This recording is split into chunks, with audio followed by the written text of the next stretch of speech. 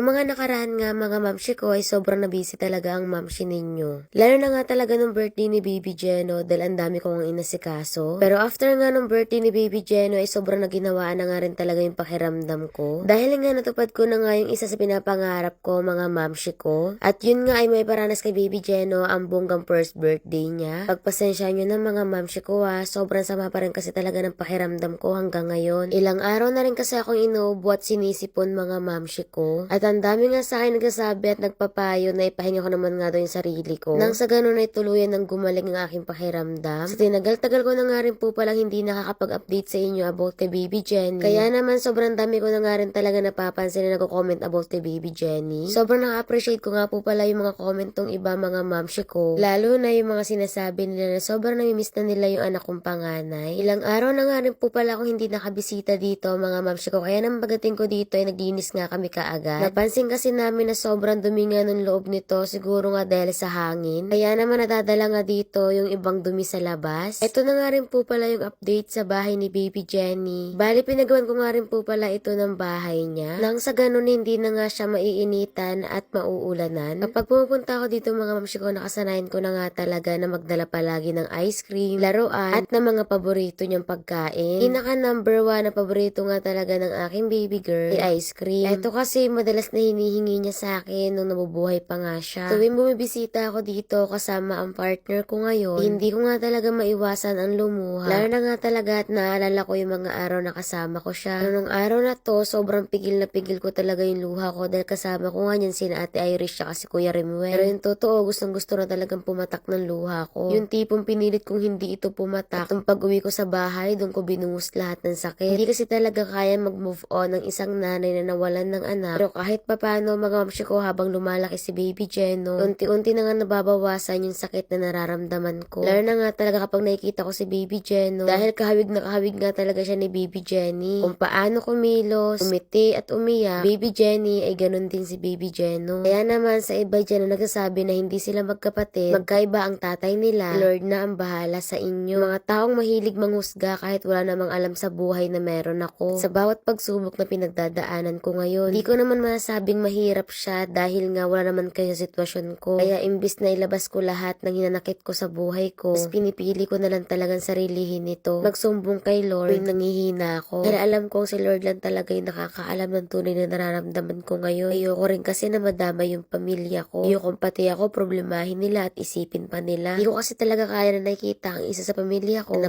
problema at nalulungkot dahil sa akin. Time naman na nag-open ako sa kanila pero kinokontrol ko ito. Hindi ko nila lahat. Dahil ayoko sila naman yung mag-isip na mag-isip dahil sa akin. Niniwala lang talaga ako kay Lord mga mamshi ko. Dahil alam ko wala naman talagang pagsubok na ibibigay si Lord na hindi natin kayang lampasan. Lahat naman talaga na nangyayari sa buhay natin ay merong dahilan. Siyang makakabuti sa buhay natin. Kaya naman sa mga mamshi ko dyan na nawalan din ng anak, laban lang. Kaya natin to. Go lang, laban!